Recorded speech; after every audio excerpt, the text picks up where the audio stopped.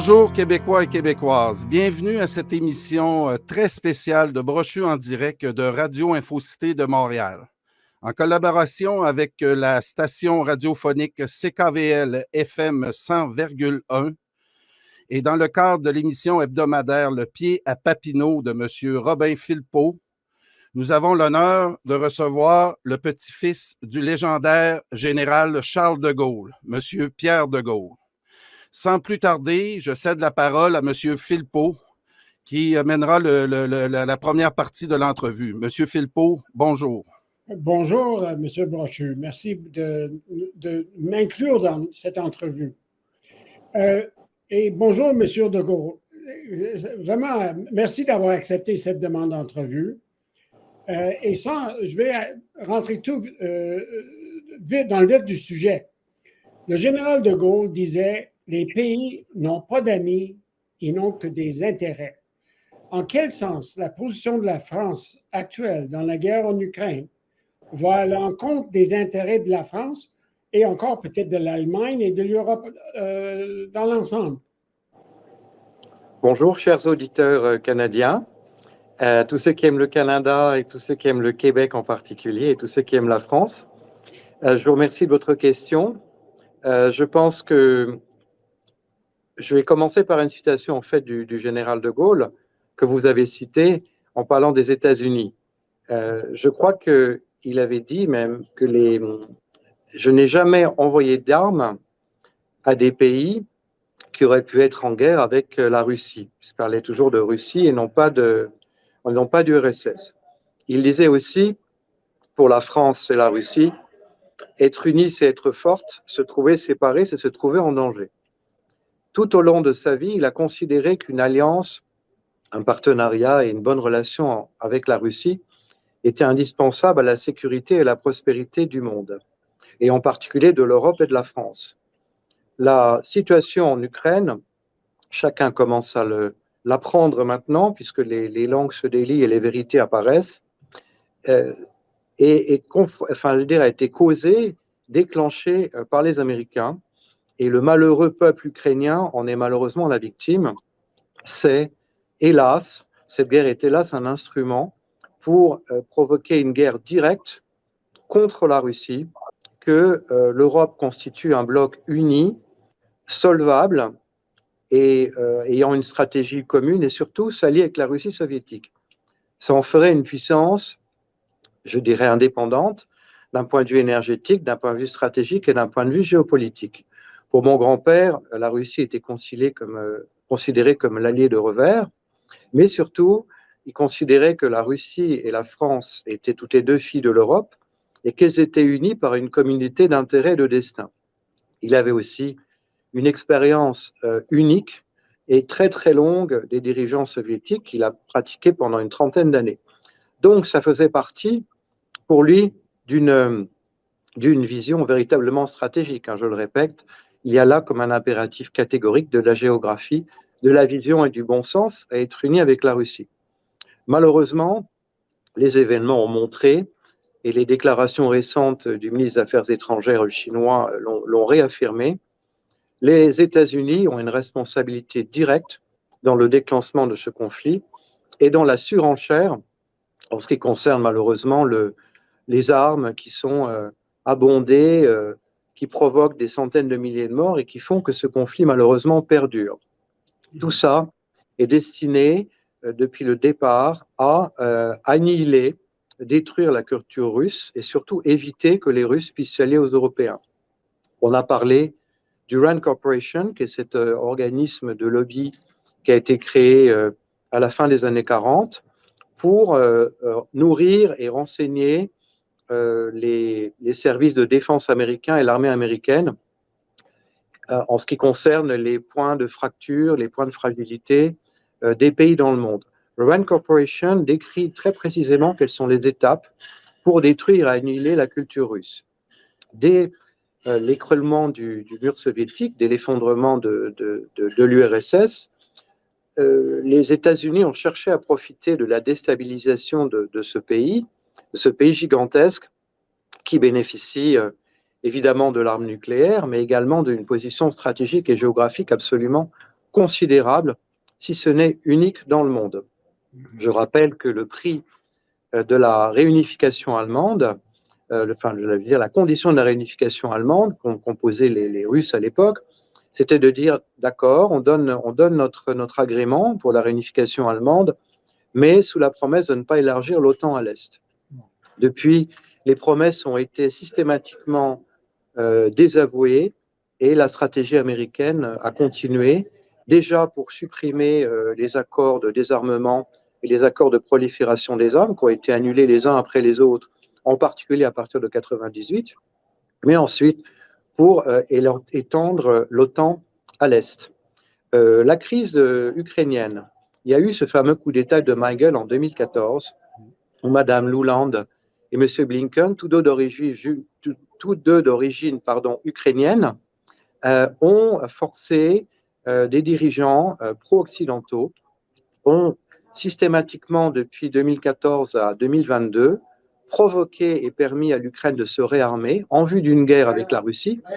Les déclarations récentes de Mme Merkel dans Die Zeit en 2022 le prouvent, et c'est une catastrophe, c'est une tragédie, de dire qu'elle n'avait jamais eu l'intention d'appliquer les accords de Minsk, qui étaient pourtant destinés à protéger les populations russophones du Donbass, lesquelles ont été bombardées de 2014 à 2022. On parle de 16 000 à 18 000 tués, et tout était fait pour que l'Ukraine se réarme. Lorsqu'on a demandé à Arestovitch, un des conseillers proches de Zelensky en 2019, qu'est-ce qu'il y avait de mieux pour son pays, il a répondu clairement la guerre avec la Russie. Et les États-Unis ont aussi délibérément menti au peuple ukrainien par l'intermédiaire de Zelensky, puisqu'ils ont promis à Zelensky un grand rôle dans l'OTAN et dans l'Europe. Je suis scandalisé, je déplore et je trouve ça absolument scandaleux que ce pays et le peuple ukrainien soient utilisés à des fins stratégiques pour déstabiliser l'Europe, pour provoquer une crise économique, sociale et financière énorme, et que ce soit un instrument de politique pour permettre aux États-Unis de reconquérir leur leadership qu'ils ont perdu depuis la guerre du Vietnam, le rôle économique qu'ils ont perdu depuis la suppression des accords de Bretton Woods, puisqu'il s'agit en fait pour les États-Unis qui sont dans une situation très compliquée. Je pense que la crise bancaire le montre clairement. C'est un pays qui a 32 000 milliards de dollars de dette, un pays pour qui les étrangers refinancent de moins en moins la dette américaine, un pays qui est dans des conditions, je dirais, d'équipement, d'infrastructure, de protection sociale vraiment, vraiment difficiles. Et malheureusement, l'Ukraine est utilisée non pas comme un pont avec l'Europe, comme le voulait Vladimir Poutine, mais comme une frontière avec l'Europe. Et je déplore fortement que l'Europe, la Commission européenne et en particulier l'OTAN, soient instrumentalisées à ces fins de politique. Oui. Là, la question, c'est que le mantra qu'on lit, on voit partout dans les médias occidentaux, c'est que la guerre n'a pas été provoquée. Et vous venez de répondre que l'OTAN y était pour beaucoup dans cette provocation, dans cette guerre. Oui, l'OTAN y est pour beaucoup. Elle a participé donc à cette campagne de déstabilisation. Elle a laissé malheureusement des groupes nationalistes avoir une influence néfaste et contribuer à ce que l'Ukraine se réarme. Et elle a provoqué ce conflit. Zelensky a été placé pour permettre cette politique. Zelensky ment à son peuple et, à mon avis, a une lourde part de responsabilité dans la continuation de cette guerre. Mais je voudrais quand même dire que le 25 février 2022, donc le lendemain de ce que les Russes appellent l'opération spéciale, et ce que moi j'appellerais quand même un conflit militaire direct contre la Russie, Zelensky a appelé à la paix. Il était prêt à accepter un compromis, en particulier en ce qui concerne les populations russophones du Donbass. Sous la pression américaine, il est revenu en arrière et donc a participé à cette guerre et à son déclenchement sous promesse d'armes et de financement de la part de l'OTAN et des Américains. Au mois de mars de l'année dernière, le vice-premier ministre, le premier ministre de l'époque israélien Bennett, avait négocié sous impulsion de son pays, mais le président turc Erdogan était également partie prenante pour permettre des accords de paix. il y a eu jusqu'à 7 à 8 versions des accords de paix. Et sous la pression américaine, ils ont fait machine arrière. Les Américains ont notamment fait pression sur les Français et sur les Allemands qui étaient garants des accords de Minsk. Je rappelle que Obama, dès son élection, avait reproché à Mme Merkel et à M. Hollande à l'époque de s'être porté garant pour ces accords. Ce qui est lamentable, c'est que ce conflit fait l'objet de trafic d'armes. Le président Zelensky a publié l'année dernière un catalogue de 1000 pages pour en fait proposer au marché toute une série d'armes destinées à être revendues sur les marchés internationaux et alimenter les guerres, le terrorisme et les conflits dans le monde. Et je trouve ça absolument scandaleux. Je crois qu'il faut dénoncer tous ces mensonges et toutes ces contre-vérités, puisque la presse occidentale, malheureusement, dans sa très grande majorité, est aux ordres des gouvernements qui sont soumis à une politique de l'OTAN, qui sont soumis à une politique américaine. Et les Américains eux-mêmes commencent d'ailleurs à faire machine arrière. Vous savez, mon grand-père a eu moult difficultés, moult oppositions pour exprimer l'indépendance, pour exprimer la souveraineté de la France et sa force sur la scène internationale, indépendance stratégique, mais aussi indépendance énergétique. Et c'est les Américains commencent, vous le savez, à laisser tomber les Ukrainiens. Pour preuve, ce sabotage de Nord Stream 2, vous savez, le pipeline dans lequel les Allemands sont actionnaires à 50%, les Russes 25%, et certains autres pays européens à 25%, on a dit, ah mais ça y est, les Russes ont saboté Nord Stream 2. Saboter Nord Stream 2. Bien sûr, ils vont se saboter eux-mêmes sur un projet qui est le leur et qui aurait permis d'acheminer 50 milliards de mètres cubes par an à l'Europe. Comme aussi, ils ont saboté la centrale de Zaporizhzhia qu'ils ont occupée très très tôt dans le cadre du conflit. Et les Américains ont dit, ah ben oui, mais finalement, ce ne sont pas les Russes, c'est un commandant ukrainien. Et les services de renseignement allemands ont embrayé en disant, mais oui, on a identifié un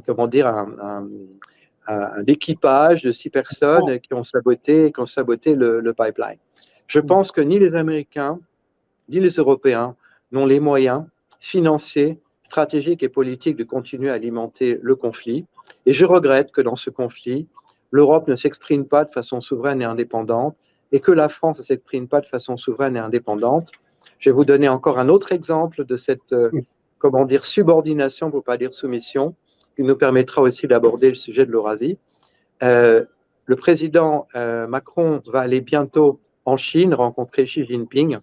Il ira avec Ursula von der Leyen, la présidente de la Commission européenne. Je pense que jamais le général de Gaulle serait allé seul, accompagné d'un chaperon, mais serait allé défendre la voix de la France uniquement face à face entre lui et Xi Jinping. Oui. Vous avez abordé la question des relations de votre grand-père, du général de Gaulle avec les pays, avec les Britanniques et avec les Américains. Est-ce que maintenant, verrait-il ces pires cauchemars se réaliser? Parce que comment il voyait la relation entre la France et les pays anglo-saxons, comme il les appelle, ou l'Europe et les pays anglo-saxons? Comment il voyait que ça devait se faire? Multipolaire? Est-ce qu'il y avait une façon de voir cette relation? Je pense qu'il respectait évidemment la capacité des peuples à disposer d'eux-mêmes et à se développer de façon indépendante et libre et à choisir librement ses partenaires. Le processus de décolonisation en est un parfait exemple. Je crois qu'il a essayé vite, très tôt, de s'affranchir à la fois du bloc Est-Ouest qu'avaient, je dirais, mis en place les États-Unis. On se retrouve un peu dans la même configuration aujourd'hui, sachant que c'est assez facile de décrire le monde binaire en étant Est-Ouest. Ça évite le débat, ça évite les questions géopolitiques, ça évite la question des alliances et c'est beaucoup plus simple. On est soit dedans, soit dehors. Mais par rapport à ça, il a voulu que la France soit toujours libre, indépendante et souveraine. D'où la décision qui a été prise notamment en 1966 de sortir, non pas de l'OTAN, mais du commandement intégré de l'OTAN, c'est-à-dire d'avoir sa pleine marge de manœuvre et sa capacité d'agir au niveau stratégique sur la scène internationale. Les Américains en ont été... Pardon? Ou de refuser d'agir. Donc, en sortant du commandement général, il avait le droit d'y aller ou de ne pas y aller. Exactement, sachant que la France étant de facto membre de l'OTAN depuis le fait, parce qu'elle est une grande puissance nucléaire européenne, la principale puissance nucléaire européenne, ce qui lui donne aussi une capacité d'agir, une légitimité et encore un poids sur la scène internationale, en plus de sa culture, de son identité, de sa position pour les libertés.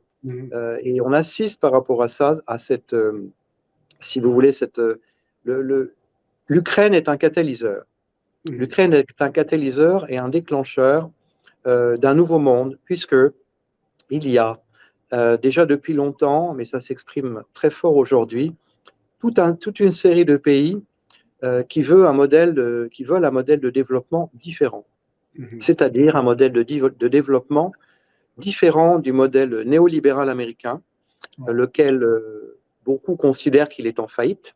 Je parle de Nouriel Roubini, de certains très grands économistes prix Nobel, qui pensent qu'on est au bord d'une crise économique extrêmement profonde, d'une crise financière qui aura aussi des conséquences sociétales extrêmement fortes, parce que le monde ne peut plus vivre avec un leverage trop élevé, avec une spéculation effrénée, avec une course à la productivité, une course au toujours plus, et surtout avec un modèle de consommation à court terme. C'est une crise sociétale aussi, puisque le monde occidental, malheureusement, n'est fait que de droits. Plus personne n'a de devoirs. Et je pense qu'on arrive à certaines limites. Et je crois aussi que pour des raisons financières, et parce que ces pays veulent aussi s'affranchir du dollar comme seule monnaie de règlement international, ces pays veulent des monnaies alternatives, des monnaies différentes. Et je pense qu'on est au bord d'une crise grave du dollar américain. Les Américains le savent bien. Et pour ça qu'ils ont déclenché cette guerre qui vise à annihiler et à détruire la culture russe. On a perdu le son. Depuis je dirais, la chute du mur et la fin de l'URSS, la Russie puisse se développer de façon libre, autonome et indépendante, selon un modèle qui est différent du sien. Donc on assiste maintenant à une recomposition du monde. On le voit maintenant à travers l'Eurasie. L'Eurasie, c'est un espace de grands projets. Vous avez l'espace économique eurasien créé par les Russes. Vous avez également le groupe de Shanghai. Vous avez surtout la route de la soie, qui est un projet considérable qui rassemble 98 pays avec plus de 4 000 milliards de dollars d'investissement à ce jour. Vous avez les routes de la liberté japonaises et indiennes. Ce projet de la route de la soie va jusqu'en Afrique, notamment avec la stratégie du collier de perles des Chinois, qui vise à acquérir des ports, le Pirée, Addis Abeba. Et donc, de nouvelles routes se créent pour le commerce, pour l'industrie, pour les échanges, qui sont des routes qui sont à la fois est-ouest, mais également sud-nord. Beaucoup de pays participent. Beaucoup de pays participent également au BRICS. Le Brésil, Russia, India, China et South Africa. Une quarantaine de pays ont manifesté leur adhésion au BRICS et tous ces pays veulent un modèle de développement différent pour leur propre peuple, des monnaies alternatives différentes et une capacité à librement à choisir ses partenaires parce que ces partenaires offrent des débouchés et leur offrent des garanties de protection pour leur développement. Oui, je rappelle, on parle avec M. Pierre de Gaulle, petit-fils du général de Gaulle. Et j'ai une question importante en terminant, avant une autre question de nos collègues. Vous êtes allé à la commémoration du 80e anniversaire de la bataille de Stalingrad, alors que tous les pays occidentaux l'ont boycotté cette année, 80 ans après cette importante bataille.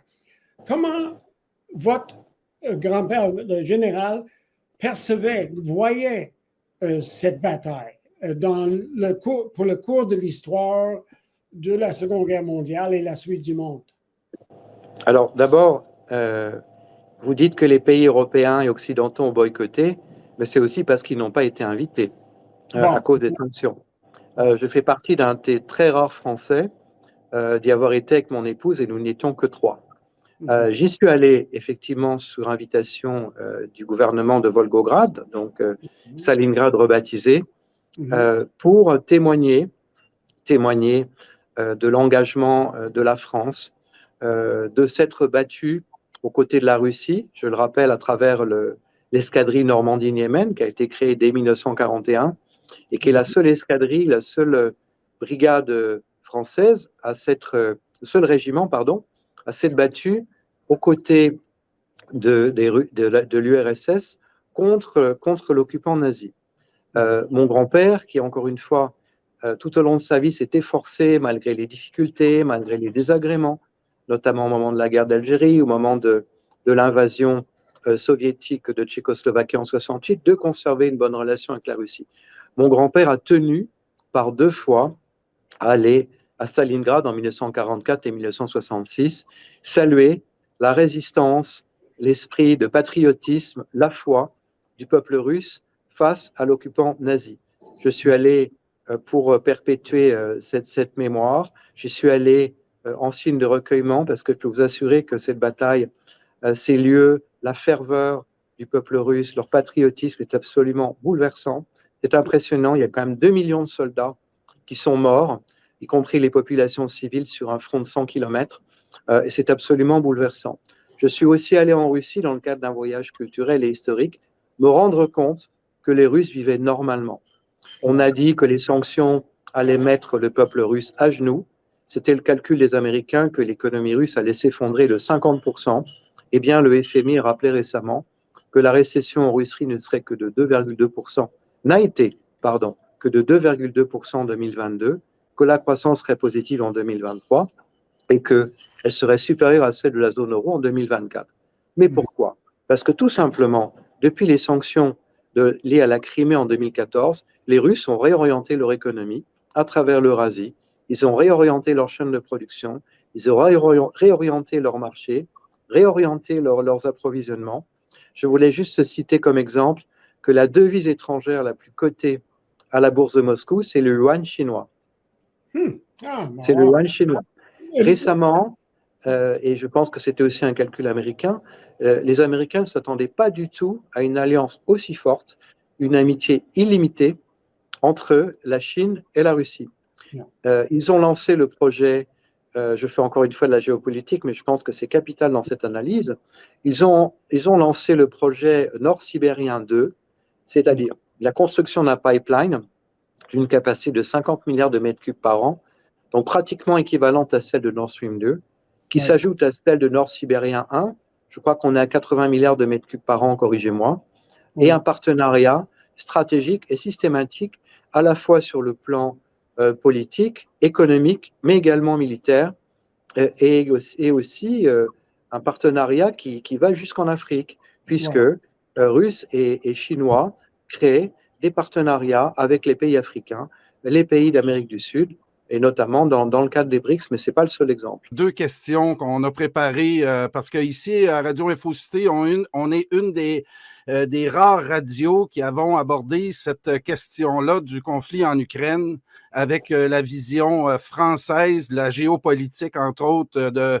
Mme Caroline Galacteros. On a eu aussi le député Guy Métan aussi, qui est venu nous expliquer un peu la situation qui, si on la compare avec les médias de masse, ici, en tout cas au Québec, on est très loin de la réalité. Alors, j'aurais 2 questions pour vous pour terminer. Dans le contexte de la visite du président chinois à Moscou la semaine dernière, la Chine a publié un texte annonçant que l'avènement d'un monde multipolaire était irréversible. Quelles conséquences pour l'Europe et la France, M. de Gaulle? Alors, je pense que le président Xi Jinping a été extrêmement réaliste. Il reprend les propos du président Poutine, qui a aussi annoncé la création, enfin la promotion et le développement de ce monde multipolaire, parce que je vous le disais, il y a un nombre grandissant de pays dans le monde qui refusent l'ingérence américaine, qui refusent la soumission à un modèle néolibéral et qui veulent se développer de façon autonome et indépendante pour la prospérité, pour leur peuple. Et ce monde multipolaire respecte justement l'identité de ces peuples. Je pense que c'est aussi la fin d'un modèle, je dirais, néocolonialiste. Certains dissidents soviétiques eux-mêmes ont dénoncé, lorsqu'ils s'étaient rapprochés de l'Europe, le sentiment de supériorité, voire l'arrogance du monde occidental. C'est la fameuse conférence que Solzhenitsyn a eue à Harvard en 1978. Je crois que la dynamique, effectivement, est lancée. Comme on dit chez vous, vos collègues canadiens anglo-saxons, we can't stop the momentum. La dynamique est lancée sous fond de crise économique américaine. Les Américains ont eu, vous savez, une ingérence, une participation directe dans le déclenchement de 50 révolutions, de guerres, de bouleversements dans le monde. Un certain auteur américain nommé M. Bloom disait que les États-Unis étaient le plus grand destructeur de la démocratie dans le monde. Les États-Unis ont 800 bases militaires dans le monde. Je crois que c'est quand même un exemple de maintenir, alors peut-être eux disent-ils pour le bien propre des États, mais ça se fait quand même à travers une dépendance, une ingérence à leur politique et une domination par le dollar, une domination aussi par l'endettement. Comment tenir un pays captif? On donne des prêts FMI considérables, on convainc des dirigeants de s'engager dans des programmes extrêmement importants, extrêmement lourds. Ensuite, il faut rembourser ces prêts. Et évidemment, vous êtes dépendant d'une politique des intérêts de pays qui ne sont pas les vôtres. Je crois que cette dynamique est lancée. Également, la crise financière et la crise économique font que le dollar, je dirais potentiellement, dans une crise majeure, je crois qu'elle n'a pas encore éclaté, mais pour des raisons de refinancement, de leverage, ce sera malheureusement le cas. Les sanctions, pas seulement les sanctions, mais le leverage américain et les sanctions y participent beaucoup, ont provoqué une hausse extrêmement forte de l'inflation. Les Américains ont joué aux apprentis sorciers en pratiquant une politique de crédit à taux zéro pour créer une croissance artificielle pendant des années. De taux zéro, on passe à des taux directeurs américains qui sont de 4,50 à 5%, avec des effets désastreux sur l'endettement des ménages, sur les prêts à la consommation, sur les crédits hypothécaires, sur les banques centrales qui se trouvent avec des créances à taux zéro, des obligations à taux zéro qu'elles ont dû racheter pour créer artificiellement de la liquidité sur le marché, qui sont dépréciées de 20 à 30%. De plus en plus de pays veulent faire des transactions dans une autre devise que celle du dollar. Exim Bank et l'Arabie Saoudite traitent en yuan.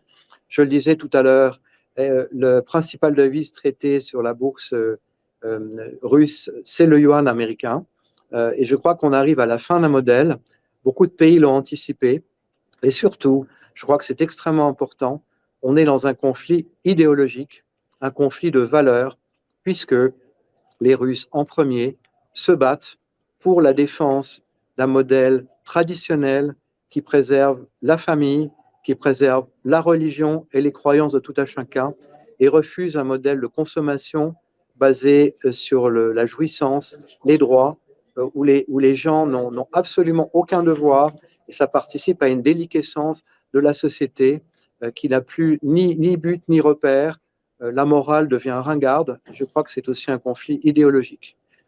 À l'Est, on retrouve plus qu'en Occident ces valeurs traditionnelles de famille, de travail et de religion. Malheureusement, l'Occident a perdu un peu sa foi, je dirais, et c'est pour ça que c'est aussi un conflit idéologique. Monsieur de Gaulle, pour un nationaliste québécois comme moi, ancré dans ses racines et qui prône ce retour aux racines, c'est vraiment touchant. Vous êtes inspirant en tout cas, à mon nom personnel, je peux vous dire, on vous suit depuis plusieurs mois maintenant. Vous parliez des 2 sorties que vous avez faites, une à Stalingrad et une autre là, dernièrement en Russie. Et selon Bernard Monod, qu'on a accueilli la semaine dernière, il disait de vous que vous étiez dans le sens de l'histoire. Alors, dernière question, M. de Gaulle. Le nom de Gaulle résonne beaucoup dans l'histoire du Québec. Dans le contexte du conflit en Europe, avez-vous un message pour le peuple du Québec? Écoutez, on a beaucoup parlé de Vive le Québec libre. Je ne crois pas que ça ait été prémédité.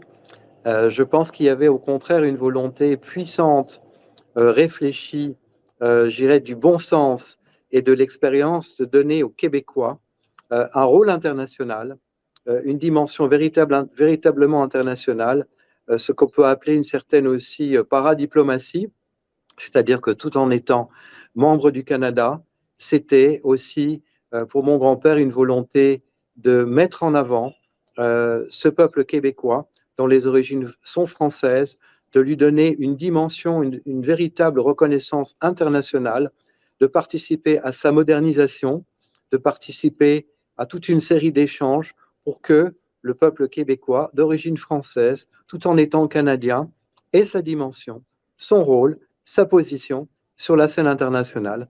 Et je suis très fier d'être sur votre antenne et de continuer autant que faire se peut, je dirais par ma volonté ardente et forte de rétablir la vérité, de défendre la francophonie, de défendre tous ceux qui aiment la France, en France comme à l'étranger.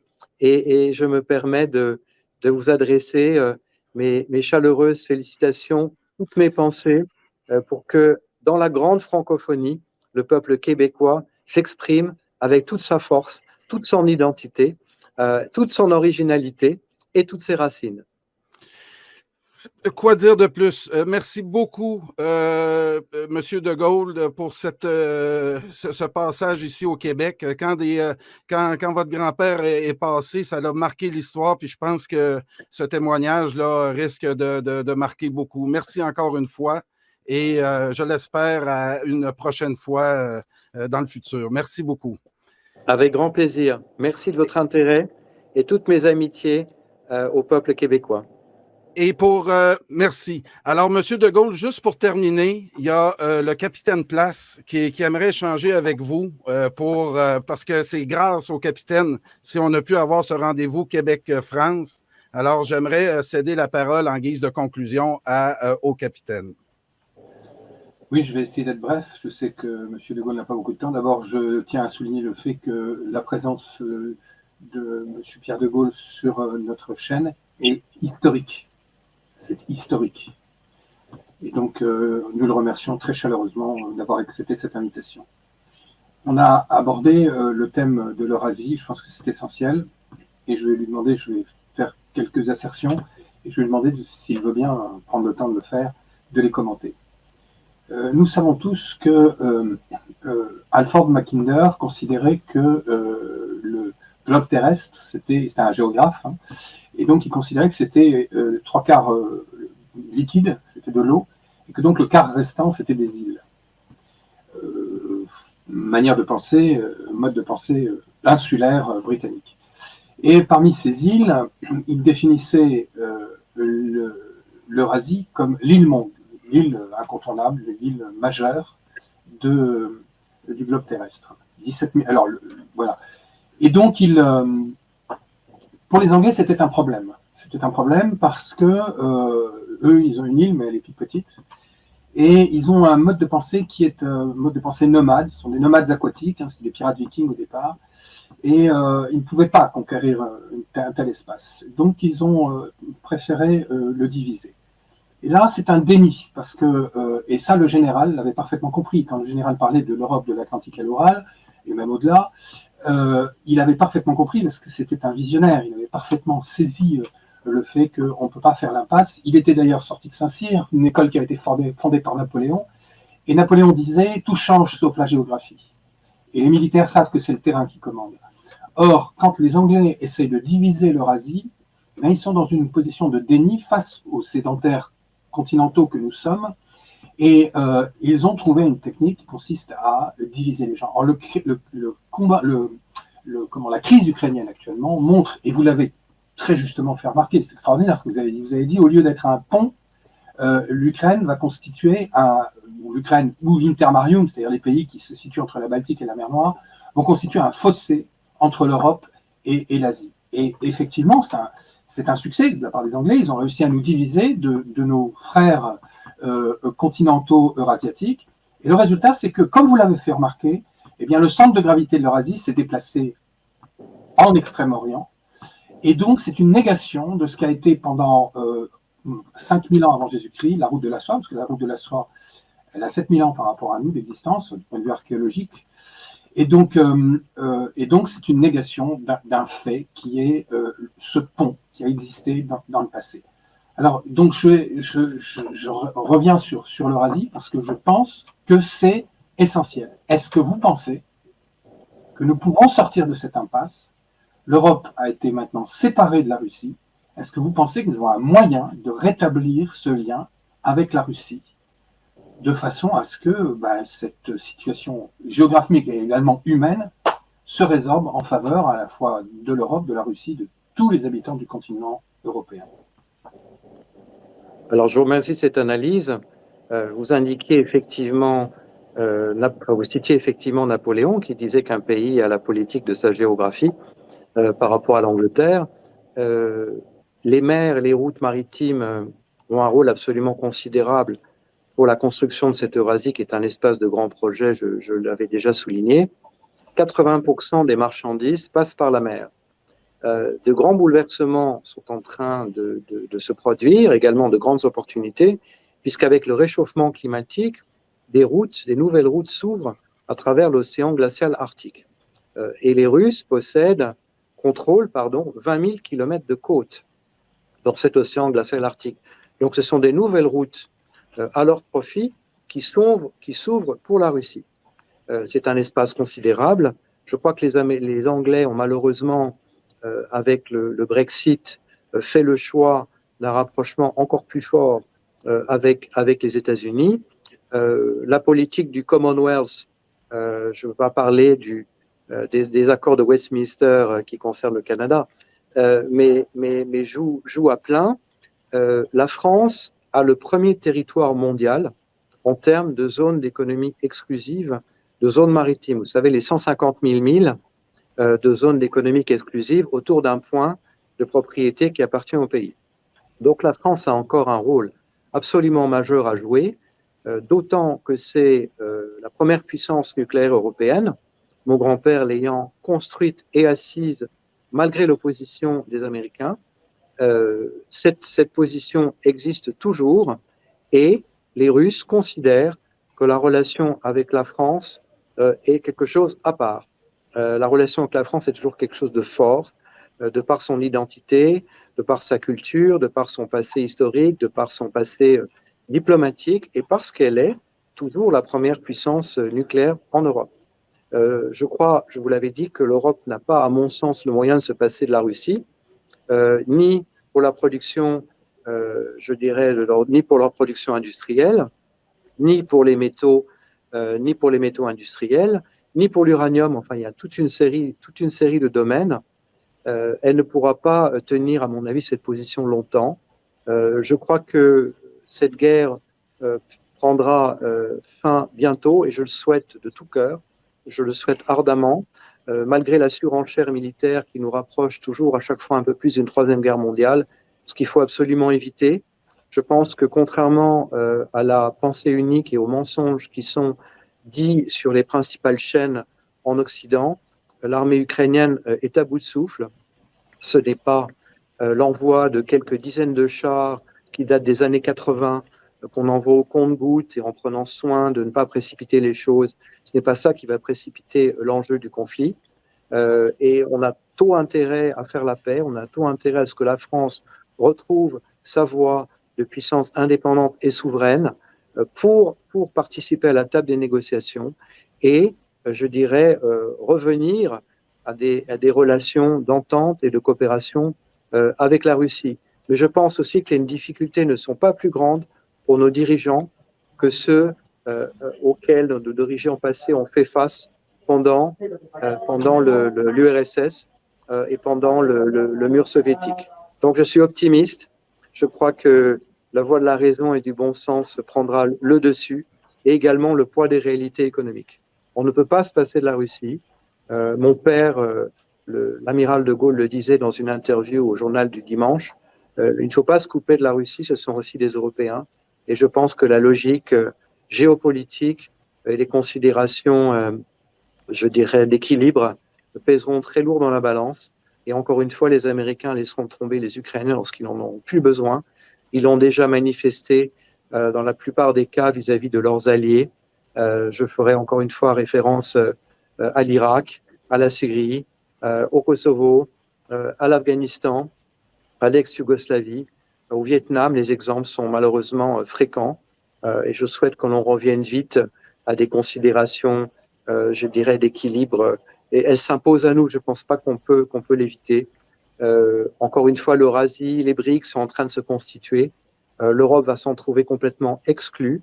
L'Europe est extrêmement divisée maintenant. La Commission européenne ne joue même plus son rôle.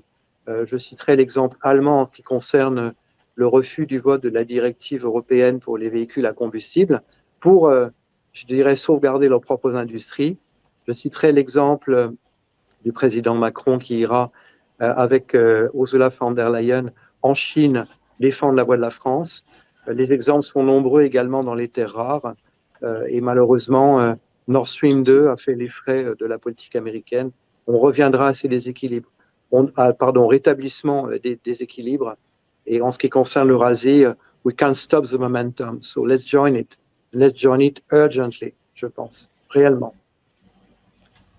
Merci, c'est vraiment, voilà, c'est le bon sens, c'est la sagesse qui s'exprime par votre voix. Merci infiniment. Je laisse Karl terminer. Tout est dit. Merci beaucoup, Monsieur de Gaulle. Et on est toujours à votre disposition et à votre service. Vous portez en vous, moi comme souverainiste, vous portez la voix de la souveraineté des peuples. Et je suis toujours là à votre disposition. Merci. Absolument. Vous êtes le bienvenu à tout moment. Vous êtes le bienvenu à tout moment sur notre chaîne et sur n'importe quelle d'ailleurs chaîne canadienne, mais principalement chez nous. Merci infiniment pour votre intervention. Merci. Ce sera avec joie et je crois qu'il faut défendre l'esprit de résistance pour toujours se battre pour le rétablissement des vérités, pour le rétablissement des démocraties, de la pleine expression des peuples, de leur souveraineté et se dégager de ces tutelles qui finalement nous rendent prisonniers et se battre également pour l'idéologie des valeurs, des traditions qui sont nos racines et qui font les piliers de la civilisation. C'est ce que nous avons toujours défendu dans ma famille, c'est ce que je défends. Comme l'amitié entre le peuple français et le peuple de Russie, comme l'amitié entre le peuple français et le peuple québécois. Je ne fais pas de parallèle, mais ça fait partie de ces alliances librement choisies, souveraines, évidentes, qui s'imposent à nous et je les défendrai toujours, je me battrai toujours pour les faire, pour les promouvoir et qu'elles prennent toute leur dimension sur la scène internationale. Merci infiniment. Merci, c'est carrément émouvant. Oui, merci infiniment. Tout est dit. Pour tout commentaire, nous vous invitons à nous écrire studio@radioinfocité.com.